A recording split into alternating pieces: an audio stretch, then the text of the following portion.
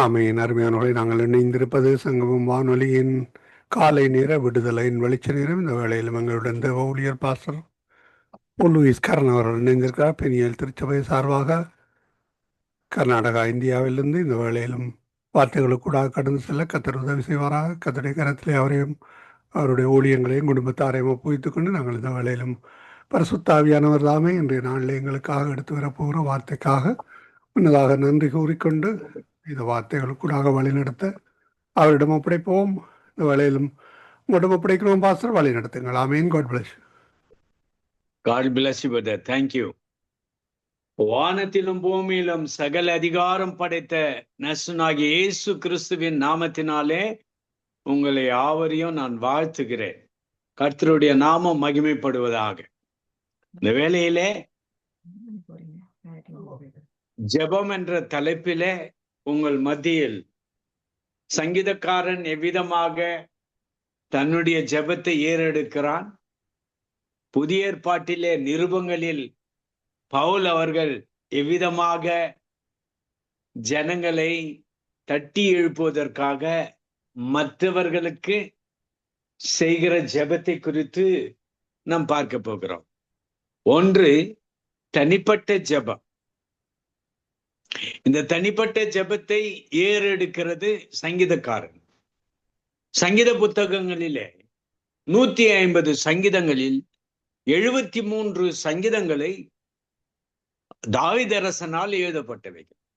மீதி உள்ளவைகள் ஆரோன், மோசே, மற்றவர்கள் எல்லாம் எழுதியிருக்கின்றார்கள்.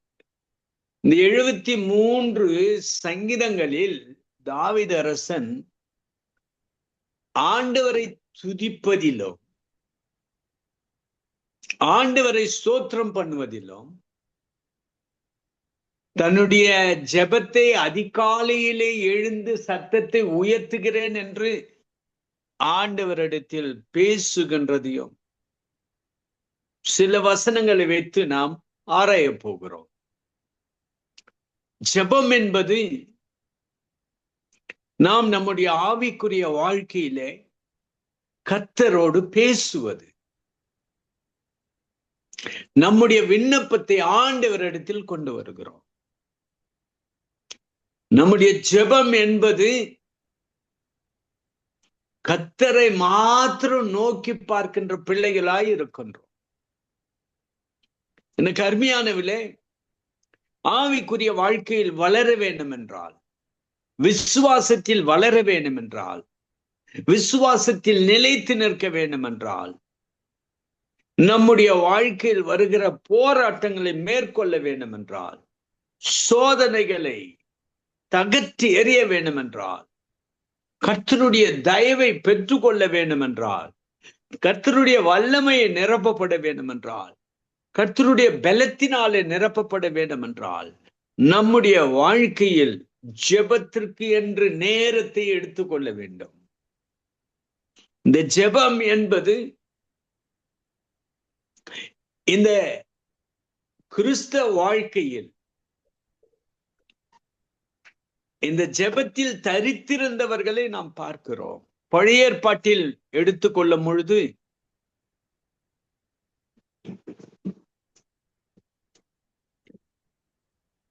இந்த சங்கீத புத்தகங்களில் பார்க்கும்போது துதியை குறித்து சொல்லுகிறது. துதியினாலே கர்த்தரை மகிமைப்படுத்துவது. இந்த ஜெபத்தில் 34ஆம் சங்கீதம் 1ஆம் வசனம், கர்த்தரை நான் எக்காலத்திலும் ஸ்தோத்திரிப்பேன், அவர் துதி எப்போதும் என்னுடைய வாயில் இருக்கும். இது சங்கீதக்காரன் கர்த்தரை நான் எக்காலத்திலும் ஸ்தோத்திரிப்பேன். ஜெபத்தில் ஒரு விண்ணப்பம் மாத்திரம் அல்ல, கர்த்தர் செய்த நன்மைகளுக்கு துதி செலுத்துவது, கர்த்தரை மகிமைப்படுத்தி அவருடைய நாமத்தை மகிமைப்படுத்தி துதி செலுத்துவது, துதிகளின் மத்தியில் வாசமாய் இருக்கிற கர்த்தரை மகிமைப்படுத்துகிற கூட்டம் ஆசீர்வாதமாய் இருக்கும் என்பது நிச்சயம். தாவீது அரசன் தன்னுடைய வாழ்க்கையிலே இந்த பாடல்களை எழுதும் பொழுது பசுத்த ஆவியினுடைய உதவினாலும் கர்த்தர் கொடுத்த ஞானத்தினாலும் எழுதப்பட்டிருக்கிற இந்த சங்கீதங்களில் கர்த்தரை நான் எக்காலத்திலும் ஸ்தோத்திரிப்பேன், அவர் துதி எப்பொழுதும் என்னுடைய வாயில் இருக்கும். அப்போ துதியின் மத்தியில் இருக்கிறவர், அவருடைய நாமம் மகிமைப்படுகிறது. ஜெபத்தில் ஒன்று மையமாய் இருக்க வேண்டியது முதலாவது, நெகேமியா எப்படி கர்த்தரை உயர்த்தி மகிமைப்படுத்தி அவரை புகழ்ந்து தேவ சமூகத்தில் உட்கார்ந்தாரோ, அது இந்த காலகட்டத்தில் நாமும் நம்முடைய வாழ்க்கையிலே ஜெப வாழ்க்கையில், தனிப்பட்ட ஜெப வாழ்க்கையில் ஆண்டவர் செய்த நன்மைகளை மறக்க கூடாது. ஆண்டவரை துதிப்பதில் முதலிடம் கொடுக்க வேண்டும். ஆண்டவருடைய நாமத்தை மகிமைப்படுத்துவதில், துதியின் மூலமாய் மகிமைப்படுத்துவதில் நாம் அவருடைய நாமத்தை உயர்த்துகிற பிள்ளைகளாய் இருக்க வேண்டும். கர்த்தருடைய பசுத்த நாமத்திற்கு ஸ்தோத்திரம் உண்டாவதாக. அவர் துதி எப்பொழுதும் என் நாவில் இருக்கும் என்று சங்கீதக்காரன் சொல்லுகிறான். இந்த சங்கீதக்காரன் தன்னுடைய வாழ்க்கையில எப்பொழுதும் என்னுடைய நாவில் இருக்கும். அதாவது இவனுடைய ஆவிக்குரிய வாழ்க்கையில் கர்த்தரை மாத்திரம் நோக்கி பார்க்கின்ற ஒரு மனிதனாக, தன்னுடைய நாவில் அதிகமாய் கர்த்தரை துதிக்கின்ற ஒரு நாவாய், தன் வாழ்க்கையை கர்த்தருக்கு முதலிடம் கொடுத்து வாழ்ந்ததை நாம் பார்க்கிறோம். இன்றைக்கும் நம்மை தட்டி எழுப்புகின்ற வசனங்களில் இது ஒன்று. இரவும் பகலும்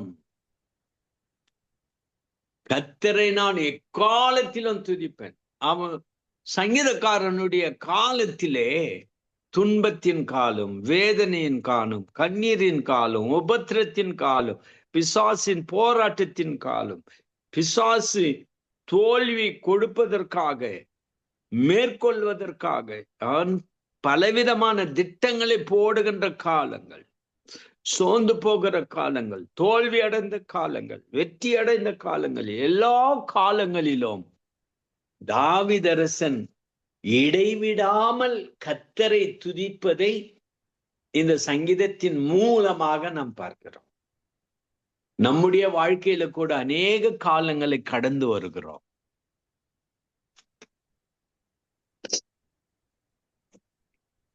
எல்லா காலங்களிலும் கர்த்தரை நோக்கி சங்கீதக்காரனை போல நாம் நோக்கி பார்க்கும் போது கர்த்தர் நம் பக்கமாய் திரும்புகிறதை நாம் காண முடியும்.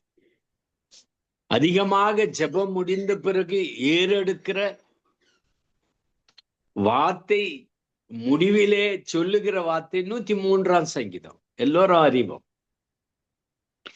என் ஆத்துமாவே கர்த்தரை ஸ்தோத்திரி, என் முழுமே அவருடைய பசுத்த நாமத்தை ஸ்தோத்திரி. என் ஆத்துமாவே கர்த்தரை ஸ்தோத்திரி, அவர் செய்த சகல உபகாரங்களை மறவாதே. தன் ஆத்துமாவை தட்டி எழுப்பி, என் ஆத்துமாவே கர்த்தரை ஸ்தோத்திரி, என் முழு உள்ளமே அவருடைய பசுத்த நாமத்தை ஸ்தோத்திரி. தன் வாழ்க்கையில் தன் நாவில் உச்சரிக்கிற வார்த்தை என்னென்றால் அவருடைய பசுத்த நாமத்தை துதிக்க வேண்டும் என்று சங்கீதக்காரன் நம்மை தட்டி எழுப்புகிறான். இந்த சங்கீதத்தின் மூலமாக அவர் கர்த்தர் பசுத்தர், அவரை போல பசுத்த தெய்வம் இந்த உலகத்தில் இல்லை. பிறக்க போவதும் கிடையாது, பிறந்ததும் கிடையாது. அவர் ஒருவரே பசுத்தர். கேரோபின் சேராபின் மத்தியிலே அந்த தேவ தூதர்கள் இரவும் பகலும் அவர் பசுத்தர் பசுத்தர் என்று ஓயாமல் துதித்து கொண்டிருக்கிறார்கள். ஆகவே தான் வேதம் சொல்லுகிறது, பசுத்த அலங்காரத்தோட அவரை தொழுது கொள்ளுங்கள். அப்போ தொழுகைக்கு போகும்போது பசுத்த அலங்காரத்தோடு, அதே போல அவர் பசுத்தராய் இருக்கிறது போல நீங்களும் பசுத்தமாய் இருங்கள். அப்போ நாவிலிருந்து உச்சரிக்கின்ற இந்த துதி கர்த்தரை மகிமைப்படுத்துவது நம்முடைய வாழ்க்கையிலே மிக பெரியதான மிக மிக பெரியதான கிருபை. அவரை துதிக்க துதிக்க கிருபை பெருகும். அவருடைய பசுத்த நாமத்தை உயர்த்தி துதிக்கின்ற பிள்ளைகளா இருக்க வேண்டும். 2ஆம் வசனம் சொல்லுது, என்ன சொல்லுதுன்னா, என் ஆத்மாவே கர்த்தரை ஸ்தோத்திரி, அவர் செய்த சகல உபகாரங்களையும் மறவாதே. அப்போ ஜெபத்தில முதலாவது நாம் அவர் செய்த நன்மைகளை நினைத்து அவருடைய பசுத்த நாமத்தை துதிக்கும் பொழுது கர்த்தருடைய நாமம் என்னுடைய நாவிலிருந்து புறப்படுகிற வார்த்தையினாலே, துதியினாலே, ஸ்தோத்திரத்தினாலே மகிமைப்படும் பொழுது என் தேவைகளை சந்திக்கிற கர்த்தர் அவர். என் தேவைகளுக்கு ஏற்ற உதவி செய்கிற கர்த்தர். இதை நாம் மறக்கவே கூடாது. கருமையானவில்லை தேவனுடைய பிள்ளைகளே, நம்முடைய தனிப்பட்ட வாழ்க்கையினுடைய ஜெபம் எப்படி இருக்கிறது? 1 துதி, 2வது சங்கீதக்காரன் அவனுடைய காலங்களில் எவ்விதமாக ஜெபித்திருக்கிறான், அவனுடைய ஜெப வாழ்க்கையிலே எவ்விதமான வார்த்தைகளை உபயோகப்படுத்தியிருக்கிறான். சங்கீதம் 31:14-15 இவ்விதமாக சொல்லுகிறது, நானோ கர்த்தாவே உம்மை நம்பி இருக்கிறேன், நீரே என் தேவன் என்று சொன்னேன். என் காலங்கள் உமது கரத்தில் இருக்கிறது. என் சத்துருக்களின் கைக்கு என்னை துன்பப்படுத்துகிறவன் கைக்கும் என்னை தப்புவியும். என் காலங்கள் உமது கரத்தில் இருக்கிறது. அப்போ நம்முடைய காலங்கள் அவருடைய கரத்தில் இருக்கிறது என்பதை நம்முடைய காலங்கள் கர்த்தருடைய கரத்தில் இருக்கிறபடினாலே சத்ரு என்ற அவனுடைய கைக்கு, சத்ரு போல இருக்கின்ற என்னை துன்பப்படுத்துகிறவர்களுடைய கைக்கும், சத்ருனுடைய கைக்கும் துன்பப்படுத்துகிறவர்களுடைய கைக்கும் என்னை தப்புவியும். அவன் செய்கிற தனிப்பட்ட வாழ்க்கையினுடைய ஜெபத்திலே உறுதிமொழியாய் எடுத்துக்கொள்ளுகின்ற இந்த ஜெப வாழ்க்கையில் என் வாழ்க்கையே உம்முடைய கரத்தில் இருக்கிறது, என் வாழ்க்கையின் நாட்களே உம்முடைய கரத்தில் இருக்கிறது, என் வாழ்க்கையின் ஒவ்வொரு நாளும் உம்முடைய கரத்தில் இருக்கிறது, என் வாழ்க்கையின் எல்லா காலங்களும் உம்மது கரத்தில் இருக்கிறது. எவ்வளவு அருமையாக உச்சரிக்கிறான் பாரு. அவருடைய கரத்தில் இருக்கிற நம்முடைய வாழ்க்கை. பிசாசு சத்ருவாய் மேற்கொள்ளும் பொழுது அவனுடைய கைக்கு, என்னை துன்பப்படுத்துகிறவர்களுடைய கைக்கும் என்னை தப்புவியும். அவன் செய்கிற ஜெபத்தை சற்று சிந்தித்து பாருங்கள். ஜெபம் என்பது கர்த்தரோடு பேசுவது, அது ஞானத்தோடு பேசுவதும் அவசியம். முதல் பகுதியிலே நானோ கர்த்தாவே உம்மையே நம்பி இருக்கிறேன். இதுதான், அதாவது எனக்குள்ள எந்த அவிவிசுவாசமும் இல்லை. நான் முழு இருதயத்தோடும் முழு ஆத்மாவோடும் முழு இருதயத்தோடும் உம்மை நம்புறேன், நீரே என் தேவன் என்று சொன்னேன். வாயில உச்சரிக்க வேண்டும். அவர்தான் நம்முடைய தேவன், அவர்தான் நம்முடைய கர்த்தர், அவர்தான் நம்முடைய வாழ்க்கையின் இரட்சகர், அவர்தான் ஒரு பசுத்தர், நம்மை பசுத்தப்படுத்த வந்தவர். பசுத்தமாக்கினோம் அவருடைய வார்த்தையினாலும் அவருடைய இரத்தத்தினாலும் அவருடைய நாமத்தின் வல்லமையினாலும் நாம் பசுத்தமாக்கப்பட்டோம். அவர் பசுத்தர். ஆகவே முதலாவது ஜெபத்தில் ஆண்டவரை உயர்த்துவதும் துதிப்பதும் ஸ்தோத்திரம் செலுத்துவதும் சங்கீதக்காரனிடத்திலிருந்து கற்றுக்கொள்ளலாம். அவனுடைய விண்ணப்பம் சத்துருடைய கை ஓங்காதபடி, அந்த சத்துருடைய கைக்கு என்னை துன்பப்படுத்துகிறவர்களுடைய கைக்கும் என்னை தப்புவியும்.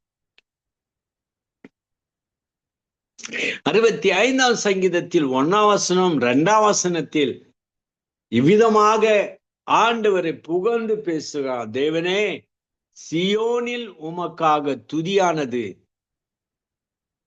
அமைத்து காத்திருக்கிறது. பொருத்தனை உமக்கு செலுத்தப்படும்.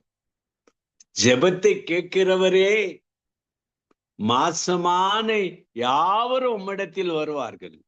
ஆண்டவருக்கு ஒரு பெயர் வைக்கிறார், ஜெபத்தை கேட்பவரே. அவரையும் நம்மையும்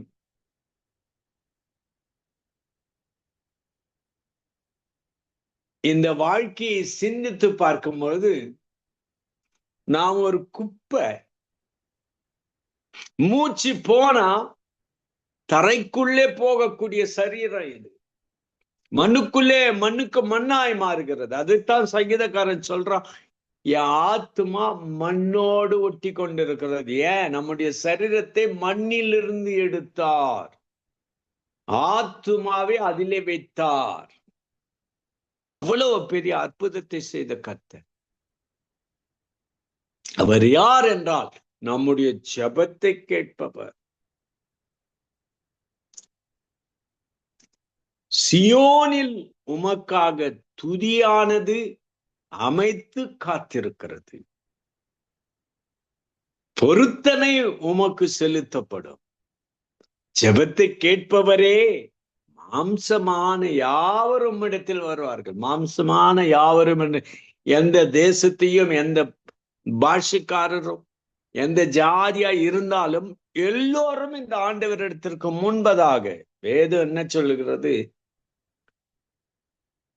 எல்லா நாவுகளும் இவரே கர்த்தர் என்று அறிக்கையிட வேண்டும். எல்லா முழங்கால்களும் இந்த பசுத்த நாமத்திற்கு முன்பாக முழங்கப்பட வேண்டும். ஒரு நாள் வரும், அவர் ராஜாதி ராஜாவாய் வரப்போகிறார், கத்தாதி கத்தாவாய் வரப்போகிறார். முடிவில்லாத ராஜ்யத்தை நமக்கு கொடுக்க போகிறார். அந்த முடிவில்லாத ராஜ்யத்தில் ஆளுகை செய்கிறவர்களாய் நாம் கடந்து செல்ல போகிறோம். இயேசுவின் இரத்தத்தினாலே மீட்கப்பட்டவர்கள் அதை சுதந்திரித்துக் கொள்வார்கள். ஆகவே அவர் யார் என்றால், உளையான சேற்றில் இருந்து நம்மை தூக்கி எடுத்து பாவியாயிருந்த உன்னை என்னையும் பசுத்தமாக்கி பாவத்தை மன்னித்து கிருபையும் நன்மையினாலும் முடிசூட்டி நம்முடைய வாழ்க்கையை காப்பாற்றி வருகிற கர்த்தர் அவர். அந்த கர்த்தர் சொல்லுகிறார், இந்த சங்கீதக்காரன் சொல்லுகிறான், ஜெபத்தை கேட்பவரே. நம்முடைய ஆண்டவர் யார் என்றால் ஜெபத்தை கேட்கிறவர். ஏன் என்றால் அவர் உயிரோடு இருக்கிறவர்.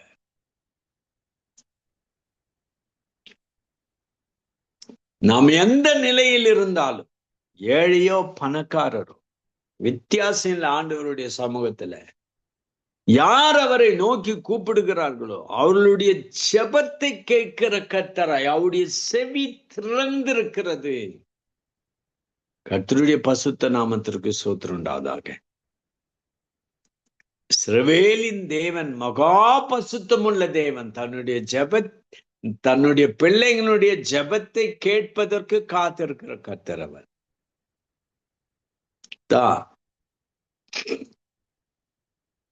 சங்கீதத்திலே சொல்லுகிறது, அவன் என்னை நோக்கி கூப்பிடுவான், நான் அவனுக்கு மறு உத்தரவு அருள் செய்வேன். 91 சங்கீதம் 15 இவ்விதமாக எழுதப்பட்டிருக்கிறதை பார்க்கிறோம்.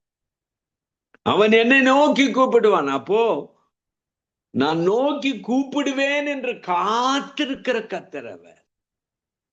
நான் அவனுக்கு மறு உத்தரவு அருள் செய்வேன். இங்க சொல்றா, என் ஜெபத்தை கேட்பவரே, ஜெபத்தை கேட்பவரே. 91 சங்கீதத்தினுடைய பாகத்தை பார்க்கும்போது அவன் என்னை நோக்கி கூப்பிடுவான், அவனுக்கு நான் மறு உத்தரவு அருள் செய்வேன். அப்போ நோக்கி கூப்பிடுகிற தம்முடைய பிள்ளைகளுக்கு மறு உத்தரவு கொடுக்கிறவர் கர்த்தர். 3 பதில்கள் உண்டு. இல்லை என்ற ஒரு பதில், காத்திருது என்ற பதில், இன்னொன்று உடனே பதிலை கொடுக்கிற கர்த்தர். இல்லை என்ற பதில் ஆண்டவருடைய சித்தம் இல்லாமல் ஜெபித்து கொண்டிருக்கிற ஜெபத்திற்கு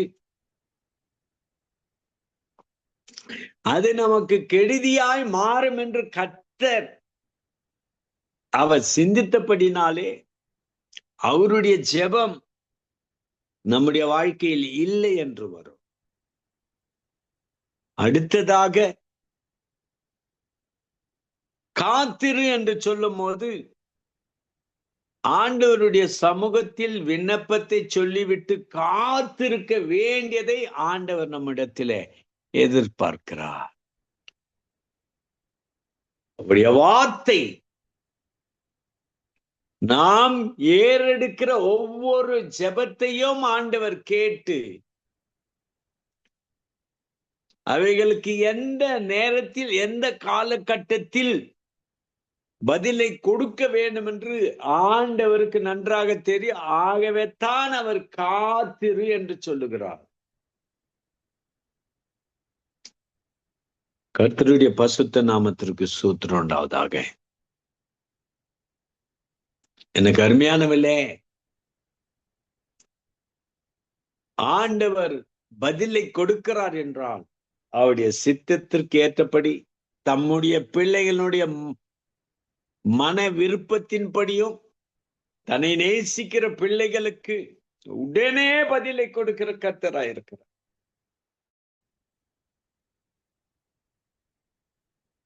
ஆகவே ஜெபத்தை கேட்கிறவர் உயிரோடு இருக்கிறார். 88 சங்கீதம் 1 2 இவ்விதமாய் சொல்லப்பட்டிருக்கிறது. என் ரட்சிப்பின் தேவனாகிய கர்த்தாவே, இரவும் பகலும் உம்மை நோக்கி கூப்பிடுகிறேன். தன் வாழ்க்கையில் எல்லா காலங்களிலும் எல்லாவற்றிற்கும் கர்த்தரை நோக்கி கூப்பிடுகிற ஒரு சங்கீதக்காரனாய் பாட்டின் மூலமாக எழுதி நம்மை தட்டி எழுப்புகிறதை நாம் பார்க்கிறோம். இரவும் பகலும் உம்மை நோக்கி கூப்பிடுகிறேன்.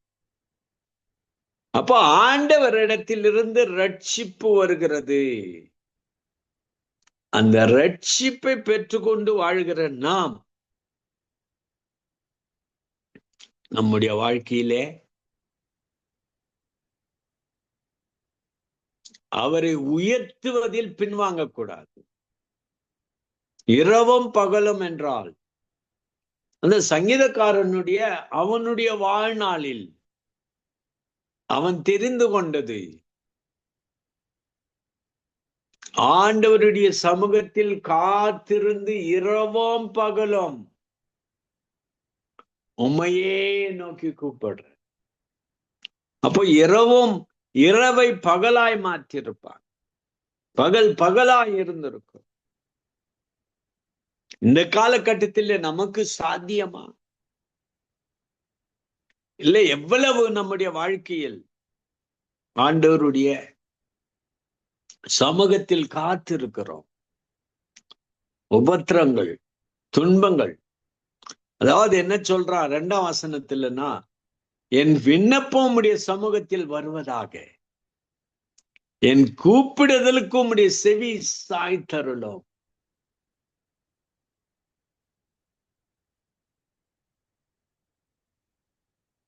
என்னுடைய விண்ணப்பம் உம்முடைய சமூகத்தில் வருவதாக. அப்போ சமூகத்தில் காத்திருக்கின்ற ஒரு தேவனுடைய தாசனாய் நாம் பார்க்கிறோம். தேவ சமூகத்தில் காத்திருந்து தன்னுடைய விண்ணப்பத்தை ஆண்டவரிடத்தில் ஒப்படைக்கிறான். அவன் விரும்புவது என் கூப்பிடுதலுக்கு உம்முடைய செவியை சாய்த்தருளும். நீத்தான் கடைசி நம்பிக்கை. நான் கூப்பிடுறனே, அதற்கு பதிலை கொடும். அப்போ விண்ணப்பத்தை கேட்கிறவர், ஜெபத்தை கேட்கிறவர், நம்முடைய கண்ணீருக்கு ஏற்ற பதிலை கொடுக்கிறவர்.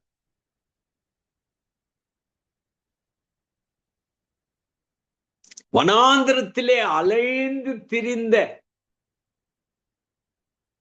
ஆகாரை பார்க்கும் போது அவளுடைய கண்ணீரை பார்த்த கர்த்தர் குழந்தையை தூர வைத்துவிட்டு தூரமாய் போய் அது சாகிறதை நான் பார்க்க மாட்டேன் என்று அவள் கதறுகிற கதறலை கர்த்தர் கேட்டார். இறங்கி வந்தார் கர்த்தர். அவளுக்கு ஏற்ற பதிலை கொடுத்தார். அவளுக்கு ஏற்ற ஆலோசனை சொன்னார். அவள் மீண்டுமாய் போய் வாழ்வதற்கு ஆண்டவர் வழியை திறந்தார். எனக்கு அருமையானவில்லை, அவருடைய செவி எப்போதும் நமக்காக திறந்திருக்கிறது, நம்முடைய விண்ணப்பத்தை கேட்பதற்கு. ஒவ்வொரு நபருடைய வாழ்க்கையிலும் தனிப்பட்ட வாழ்க்கையில் ஜெப வாழ்க்கை இருக்கணும். நான் நோக்கி கூப்பிடுறேன். அதுக்கு முன் உதாரணம் இயேசுவானவர். இருட்டோடு அதிகாலையிலே இருட்டோடு எழுந்து வனாந்தரமான இடத்திற்கு போய் ஒரு ஜெபம் பண்ணினார். இது இந்த வசனம் என்னாலும் பேசப்பட வேண்டிய வசனம். எவ்வளவு நடந்து சென்றே ஊழியம் செய்தாலும் இடைவிடாமல் தன்னுடைய வாழ்க்கையில் ஆண்டவரை பிதாவினுடைய சமூகத்தில் காத்திருந்த வல்லமுள்ள இயேசு, இரட்சகராகிய இயேசு, மனிதன் மனம் திரும்பவும், பிசாசின் பிடியிலிருந்து விடுதலை பெறவும், வியாதிகளிலிருந்து சுகம் பெறவும், பாவ கட்டுகளிலிருந்து விடுதலை அடையவும், சாப கட்டிலிருந்து விடுதலை அடையவும் முழங்கால் யுத்தத்தை வனாந்திரத்திலே எடுத்தார் என்பதை வேதத்தின் மூலமாக பார்க்கிற உனக்கும் எனக்கும் அது ஒரு பெரிய இயேசுவான ஒரு பெரிய முன்மாதிரி. கர்த்தருடைய பசுத்த நாமத்திற்கு ஸ்தோத்திரம் உண்டாவதாக. இஸ்ரவேலின் தேவன் மகா பசுத்தம் உள்ள தேவன்.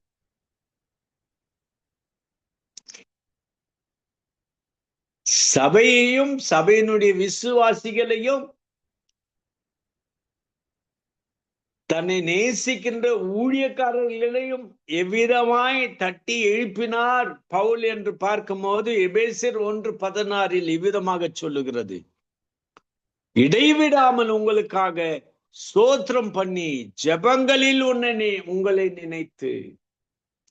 அப்போ இடைவிடாமல் சங்கீதக்காரன் சொல்றான், இரவும் பகலும். இங்கு ஆண்டவராகிய தேவன் பசுத்த ஆவின் மூலமாக பவுல் மூலமாக எபேசிய சபைக்கு எழுதினது என்னவென்றால், இடைவிடாமல் உங்களுக்காக ஸ்தோத்திரம் பண்ணி என் ஜெபங்களில் உங்களை நினைத்து. அப்போ மற்றவர்களுக்காக ஜெபிக்கிற ஒரு ஊழியக்காரனாய், ஜெபிக்கிற ஒரு அப்போஸ்தலராய், மற்றவர்களுக்காக. அதுதான் ரொம்ப முக்கியம். நம்முடைய வாழ்க்கையில நம்முடைய குடும்பம், நம்முடைய பிள்ளைகள், நம்முடைய பெற்றோர் இவ்விதமாதான் ஒரு சர்க்கிளை போட்டு ஜெபம் பண்ணி கொண்டு இருக்கிறோம். பவுல் விரைவாய் இன்னும் அடி மேலாக போய் சொல்லுகிற வார்த்தை, இடைவிடாமல் உங்களுக்கு ஸ்தோத்திரம் பண்ணி என் ஜெபங்களில் உங்களை நினைத்து. நம்முடைய கர்த்தராகிய இயேசு கிறிஸ்துவினுடைய தேவனும் மகிமையின் பிதாவுமானவர் தம்மை நீங்கள் அறிந்து கொள்வதற்காக ஞானத்தையும் தெளிவையும் அள்ளுகிற ஆவியை, அளிக்கிற ஆவியை உங்களுக்கு தந்தரல வேண்டும் என்று அவருடைய விண்ணப்பம்.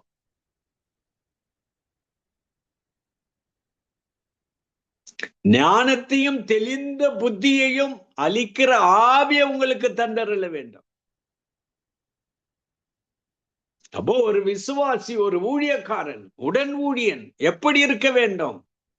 பசுத்த ஆவியின் மூலமாக ஞானத்தை பெற்றவனாய், தெளிந்த புத்தியோடு ஊழியத்தை செய்கிறவனாய், தெளிந்த புத்தியோடு விசுவாச வாழ்க்கையை நடத்துகிறவனாய், புத்தி உள்ள ஒரு புத்திமானாய் கிறிஸ்துவுக்காக வாழ வேண்டும் என்று தான் கர்த்தர் நம்மிடத்தில் பேசுகிறார். கர்த்தருடைய பசுத்த நாமத்திற்கு ஸ்தோத்திரம் உண்டாவதாக. பிலிப்பியர் 1:4 பிலிப்பியர் சபைக்கு நிருபத்தை எழுதும் போது இவ்விதமாக எழுதுகிறார்: நான் பண்ணுகிற ஒவ்வொரு விண்ணப்பத்திலும் உங்கள் அனைவருக்காக எப்போதும் சந்தோஷத்தோடு விண்ணப்பம் பண்ணி, நான் பண்ணுகின்ற ஒவ்வொரு விண்ணப்பத்தினாலும் ஒரு சபையை பலப்படுத்த, ஒரு விசுவாசியை பலப்படுத்த, ஒரு ஊழியக்காரரை பலப்படுத்த, மற்றவர்களுக்காக ஜெபிப்பதற்கு தட்டி எழுப்புகிற வசனங்கள் இது. மற்றவங்களுக்காக ஜெபிக்கணும், அழிந்து போகிற ஆத்மாக்காக ஜெபிக்கணும், பலவீனமாய் இருக்க, விசுவாசத்தில் பலவீனமாய் இருக்கிற விசுவாசிகளுக்காக ஜெபிக்க வேண்டும். பின்வாங்கி போகின்ற தேவனுடைய பிள்ளைகளாய் வாழ்ந்தவர்கள் பின்வாங்கி போகிறவர்களுக்காக ஜெபிக்க வேண்டும். இந்தியாவில் உபத்திர காலங்கள், எத்தனையோ கோயில்கள், ஆலயங்கள் இடிக்கப்படுகிறது, எரிக்கப்படுகிறது. அவனுடைய அதிகாரத்தை வைத்து நொறுக்க பார்க்கிறார். ஜெபத்தினால் ஒழிய, ஜெபத்தின் மூலமாய்த்தான் இவர்களை மேற்கொள்ள முடியும். மற்றவர்களுக்காக ஜெபிக்க வேண்டாம். கர்த்தர் யார் என்றால் நியாயாதிபதி. கடந்த நாட்களில் நடந்த எக்ஸ்மஸ் பண்டிகையில், கிறிஸ்துமஸ் பண்டிகையில் தெருவிலே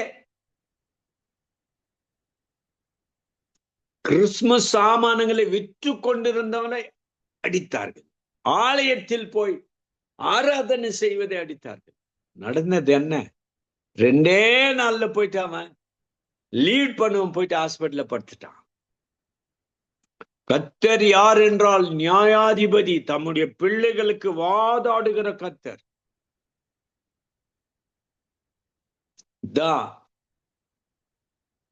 நீ துன்பப்படுத்துகிற கிறிஸ்து நான் என்று வழியிலே நின்று சவுலாய் இருந்த இந்த பவுல் எழுதியிருக்கிறாரு நிருபங்களே, அவரை தடுத்து நிறுத்தின கர்த்தர்.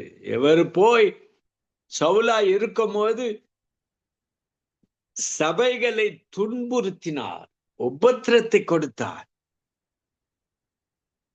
உபத்திரத்தின் மத்தியில் கர்த்தராகிய தேவன்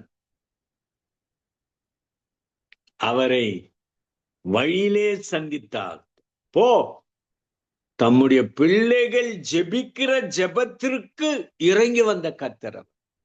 துன்பப்பட்டவர்கள், அடி வாங்கினவர்கள், உபத்திரப்பட்டவர்கள் சவுலின் மூலமாக எவ்வளவு கண்ணீரை விட்டு இருப்பார்கள். அந்த கண்ணீரை கண்ட கர்த்தர் சடுதியிலே ஒரு ஒளியின் மூலமாக சந்தித்தார். அதே மாதிரி ஒரு காலம் வரும் இந்த இந்தியா தேசத்திற்கு. ஒடுக்கப்படுகிற பணத்தை ஒடுக்கிறது, மற்றவர்களுக்கு உதவி செய்யாமல் ஒதுப்பது, வெளிநாட்டிலிருந்து வருகிற பணத்தின் நிமித்தமாக மற்றவர்களை மதம் மாற்றுகிறோம் என்று தவறான ரீதியில் உபயோகப்படுத்துகிற ஒரு காலம் வரும். கர்த்தராய் நிற்க போகிறார். அதற்கு நாம் ஜெபிக்க கடமைப்பட்டிருக்கிறோம். கர்த்தருடைய நாமம் மகிமைப்படுவதாக.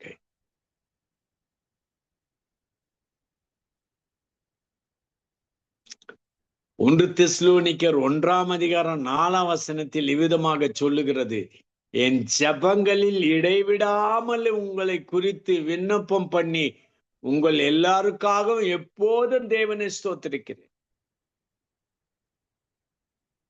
இவர் 3 மிஷனரி பயணங்களை செய்து எல்லா சபைகளையும் ஜெபத்தினாலே தட்டி எழுப்பி அந்த சபைகளுக்காக ஜெபிக்கிற ஒரு தூணாய் இருந்தார். இவர்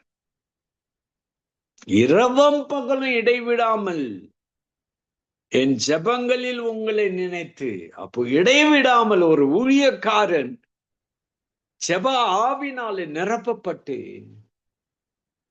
ஜெபத்தின் மூலமாக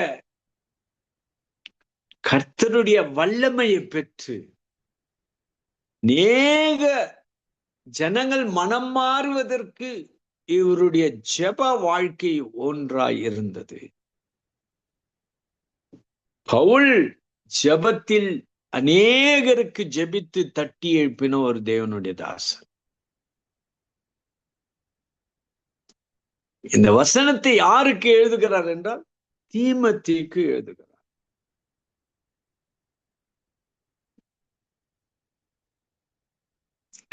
நான் இரவும் பகலும் இடைவிடாமல் என் ஜெபங்கள்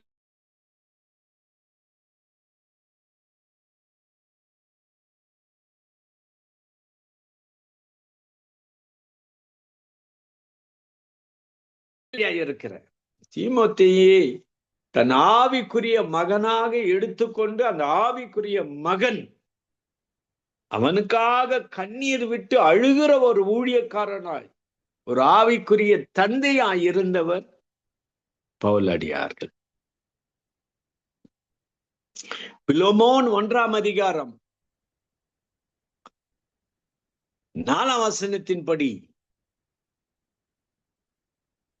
கர்த்தராகிய இயேசுவினிடத்தில் எல்லா பசுத்தவான்கள் உள்ள உம்முடைய அன்பை உம்முடைய விசுவாசத்தை நான் கேள்விப்பட்டு என் ஜெபங்களில் உன்னை நினைத்து எப்போது தேவனுக்கு ஸ்தோத்திரம் செய்து. பிலோமோனுக்காக எழுதுகின்ற வார்த்தை, உம்முடைய அன்பையும் உம்முடைய விசுவாசத்தையும் நான் கேள்விப்பட்டு. அப்போ கர்த்தர் மீது வைத்திருக்கிற அன்பு, கர்த்தர் மீது வைத்திருக்கின்ற விசுவாசம், அது இன்னும் வளர வேண்டும் என்று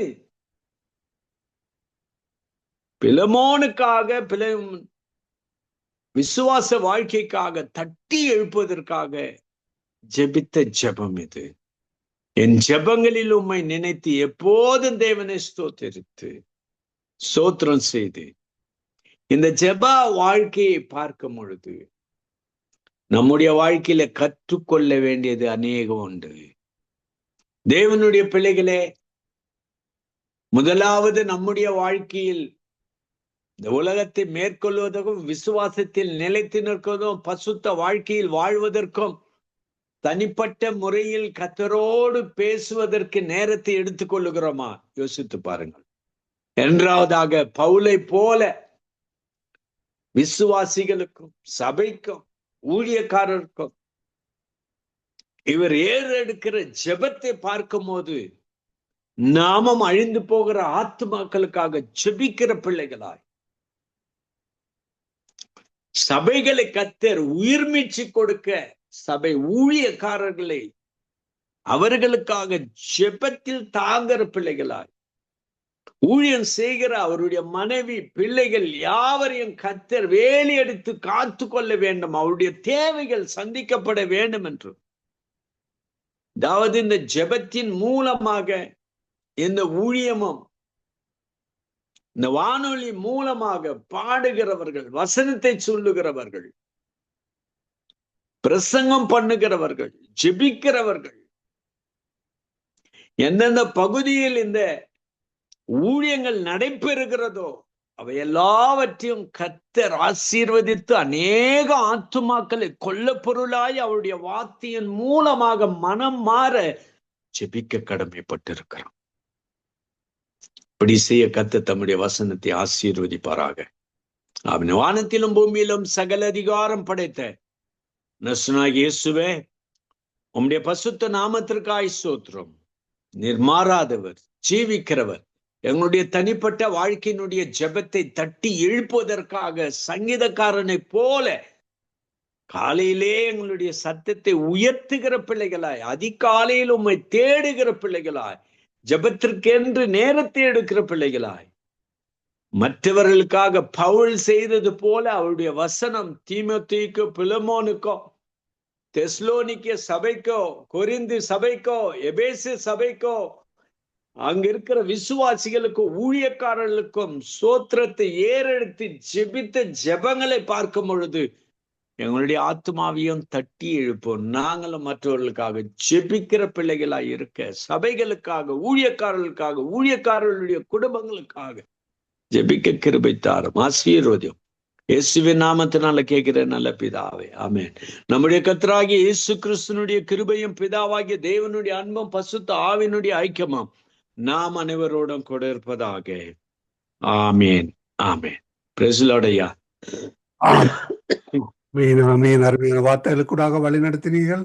கர்த்தர் தாமே உங்களுடன் கூட இந்த ஆசீர்வாதத்தை வழி நடத்துவாராக. கர்த்தருடைய கரத்திலே உங்களை ஒப்புவிக்கிறோம். கர்த்தர் தாமே உங்களுடனே கூட இந்த வழி நடத்துவாராக. கர்த்தர் புதன்கிழமை திரும்பமாக சந்திப்போம் பாஸ்டர். அதுவரை இந்த கூறுகிறோம், வாழ்த்துகிறோம், ஆசீர்வதிக்கிறோம். God bless you, pastor. Amen. Amen. God bless you, brother. Thank you. ஆமேன், ஆமேன். அருமையானவர்களே, இதுவரை நேரம் எங்களுடன் ஊழியர் பாஸ்டர் போல் லூயிஸ் கரன் அவர்கள் பின்னியல் திருச்சபை சார்பாக கர்நாடகா, இந்தியாவிலிருந்து இணைந்து கர்த்தருடைய வார்த்தைகள் எடுத்து வந்து விதைத்தார். கர்த்தர் தாமே அவருடன் உங்களுடைய இந்த ஆசீர்வாதத்தை வழிநடத்துவாராக. கர்த்தருடைய கருத்திலே அவரையும் அவர் குடும்பத்தாரையும் ஒப்புவிப்போம். ஆமேன், ஆமேன்.